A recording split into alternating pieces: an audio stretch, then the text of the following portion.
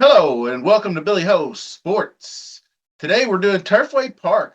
This track is pretty awesome up in Florence, Kentucky, and doesn't get enough love in the industry, I don't think. Probably just because it's all weather and turf races and stuff, the winter meet, whatever it is. But this Saturday is the Synthetic Championship, so we got 5 races that are we're doing a pick 5 ticket for. We're going to roll a couple of pick 5 tickets for races 5 through 9, also including I'll have it scrolling underneath. We'll have single race bets. I did a bunch of I just found a key horse in each race basically, and then did some exactas and some trifectas with the key horse. So we'll see how those go. Also, check out this week's content. I've got the Springboard Mile is tonight under the Friday night lights at Remington Park. Videos out on that, so give it a look. Also, the Los Alamitos Futurity in California is tomorrow, late afternoon in the Eastern Time Zone out west. It's going to be an epic 5 horse battle with 3 Bob Baffert horses. But I've got a really good preview video on that, so give it a look. Also, you can't forget about New York. Aqueduct's running this weekend. It's got a couple of good stakes races. I did a late pick 5 video for that one as well, so give it a look when you get a chance. So, this Saturday's card at Turfway Park is pretty nice. So, hit that subscribe button if you haven't done so. Smash that like while you're at it. Maybe leave a comment. Tell me if you like anything in these races or what you thought of the video. And let's get into it. We're going to start with race number 5, and we're going to jump right into the past performances. So, let's get going. Okay, this is race number 5, and it is the Holiday Inaugural. All these races are 250K. So we have the number 5 race here starting us off. And Beauty of the Sea looked enticing, 10-1 morning line odds. I really wanted to try to find some value because basically, when it comes to Turfway Park, the average winning payout for a $2 win bet's like $14. So there's just so much unpredictability out here. But it is hard not to land on the chalk when you're figuring this race and you're handicapping for the best horse, and then you end up looking and they're all 2-1, 3-1 horses. Well, if a 6-1 horse is going to win, that's not really a good look, is it? So, anyway, Beauty of the Sea does look competitive. Couldn't quite get there at 6 furlongs, but did only lose by 1 length, finishing third. So this one it would be a good include. It's got some good speed figures. Definitely an underneath include if you wanted to get to it, and it is I believe 10-1 morning line odds. So that's right in the wheelhouse there. Baby No Worries, I don't think we're going to go with. Sunday Shoes, I wasn't Wesley Ward and Corrales, the jockey, is pretty hot right now. That good speed figures, 87s, so not too bad. Uh, Decently competitive. But once you start getting up here, you see Uppercase is one of the top choices. Has a win at Turfway. The last race was a 90, and then the previous race was a big 106 speed figure at Keeneland. So some quality racetracks bouncing between Keeneland and Churchill there the last 3 races. So you would think this horse would be competitive. Like I said, way down here in February, win at 6.5, right there to break the maiden. So coming back to a track where the horse won. This one, Nice as Pie. This is one I was kind of interested in too. Kelsey Danner. You can see everything right here. Dropping in class, adding blinkers, returning to a sprint distance, all that stuff. But it still had sharp workouts, 90s and 89s down here, and grade 2s with Louis Saez aboard. So that one is definitely going to be in my wheelhouse. A Game was the winner of this grade 3 at Woodbine, but I think it was a little more fluky, 48-1 shot. So I'm going to pass on that one and actually end up using uh, none of these. Then I get to Love Appeals. and love this horse. Love Appeals. Her figures look good. I think that I think she transitions to the all weather just fine. Is a daughter of Spadestown, which I always thought was a pretty solid miler type, 6 furlong to a mile type horse. So good numbers on the turf. I think this horse translates. Then Love to Shop was the one that actually got beat in that grade 3, but was a much heavier bet horse, only lost by a head. I think that this horse is better than the previous winner of that race. That was A Game, I believe, is the name of it. So Love to Shop ships in for Kevin Attard, hammering out second place finishes. I think since she made her 24 debut, she's improving. I think could offer some value at 15 to 1. So I'm definitely going to be using it. Maybe not part of the pick 5, excuse me, but maybe this time around we'll go with it. I think we're going to go pretty deep, so we'll probably go 5, 6, 11, 12. So at least 4 deep with this one. And then now we'll move on to the next leg, which is race 6. And this one is the Prairie Bayou. This one, I really the standout horse is Dresden Row for me. You can see it up here in Prime Power, and the reason why I say that is the 7 Wadsworth. If I get down here and we'll show you a couple of these horses in here. Money Supply is pretty intriguing from Joe Sharp Barn. The good 93 speed figure in the last race. Sharp workout, so he might be ready to make a move here. Stiletto Boy has just been just a career disappointment if it goes all the way back to the Oaklawn handicap last year. Remember, it won this grade 1 Santa Anita handicap, but really just hasn't, I guess, just been uh, running these poor races. So I can't fall into Stiletto Boy winning this race. I just can't pull myself to do it because I've seen too much disappointment, I guess. But you can see this grade 2 Autumn, the 101 speed figure from Dresden Row. I think that this horse is going to just translate right over and hit this mile and a 16th running.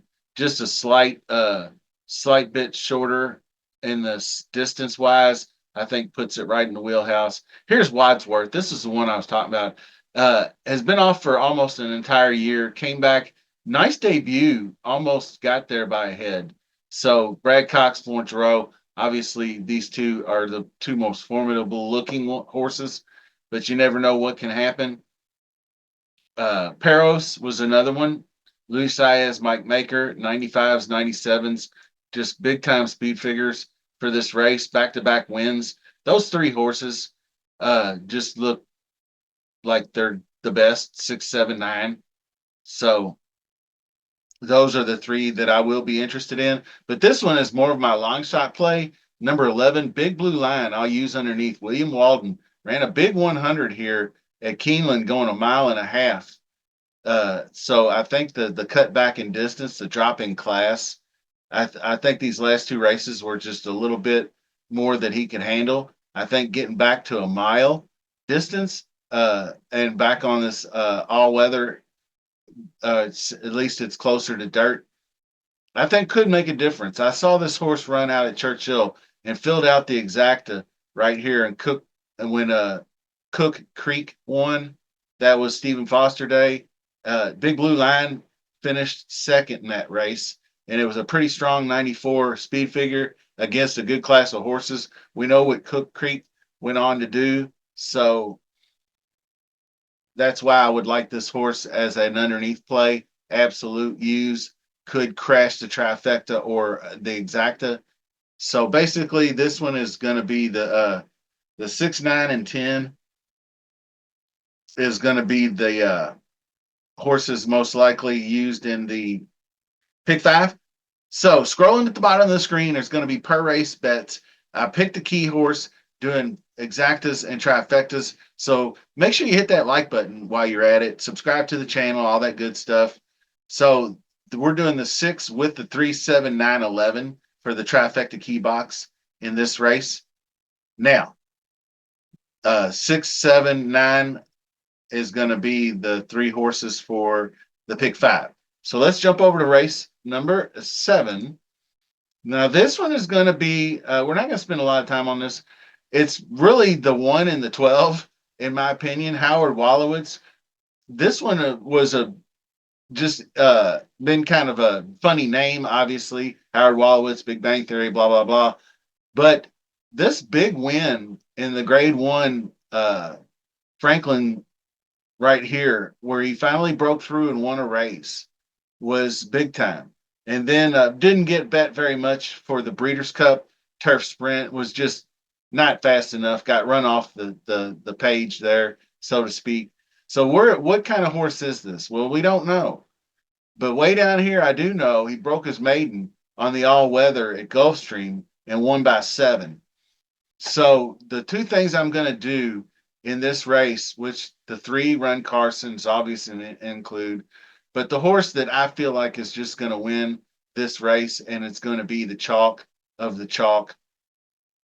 It's down here, and it's the 12. It's Patches O'Houlihan. I had Nobles in this race here where he lost to Kennedy, but he still ran right lights out and just lost by 3/4 of a length to a very, very classy horse in Nobles. And then the only race that he's lost in the last like 2 years has been this Kennedy. He lost it. See, he didn't show up way down here in November at Woodbine. So it's not the Kennedy. So let's just get it done. He's got grade 2 victories, grade 3 victories, all on this synthetic and pushing this type of distance, 6 furlongs. It this horse just looks too logical of a bounce back race. So I'm singling the 12 in this race, and then you can put it with another ticket if you want Wallowitz in there. If Wallowitz has his breakthrough race on the synthetic, so be it. But I think Patches O'Houlihan is by far the class of this race. So we're moving on, and we're going to hit up race 8. This is an interesting race, and 8 furlongs on the all weather. Omni King stands out. So does Mercant. And then there was one other horse that actually, when I went back through here, I found and looked. So Omni King, definitely solid speed figures, back to back wins, third in prime power, 5-1's pretty good. Then you have Count Dracula from Kenny McPeak's barn. I think could be an interesting one, improving at the shorter distance, went 1.5 miles last time out. So cutting back to more of a better distance and a little drop in class could include. But this is Mercant, and this is why it's going to be so good. It's been off for a year, but made its 24 debut in November. Ran third, lost by just a half a length for 127,000 going on the turf at Churchill. Strong race. I think that this horse is going to be ready. Gun Runner is the sire. I love it. Now this was one I just kind of stumbled on the second time around. I'm wondering why I wouldn't include it. Now I know it's 7th, 8th, 7th in all these races here, but it is dropping in class. But it's got Luis Saez and Mike Maker, a jockey trainer combo that I really like, and definitely 8-1 morning line odds. Maybe it goes overlooked. Has run in some really hotly contested pace scenarios on the turf uh, in the previous 3 races before he was claimed from the Morley barn. So we're going to put the number 8 on the ticket, basically what it amounts to. And then the 7 is going to be your key horse for the race. But you'll have like 5, 6, 7, 8 in that range for the ticket. So let's go on to the nightcap, race number 9. And this one is kind of interesting. Few horses there. Wish Carefully, the number 1, been on the shelf for nearly a year. I don't like that long of a layoff. Raced in February and now coming back. So I'm going to pass on Wish Carefully. I don't really like first time starters either. So I'm going to pass on that one. Jimmy Rules, mildly interesting, but the speed figures aren't there. Jockey Trainer, no thanks. Number 5 could be interesting, but the 6 is the first one that I see with really competitive numbers, and it's got the 100K maiden claiming, which it ran pretty well in, and it's 26% beaten favorite in this race, where it was not a very good ride by Gaffleone. I thought when I saw it coming down the stretch, it got squeezed in the middle a little bit. It wasn't aggressive enough on the outside, in my opinion.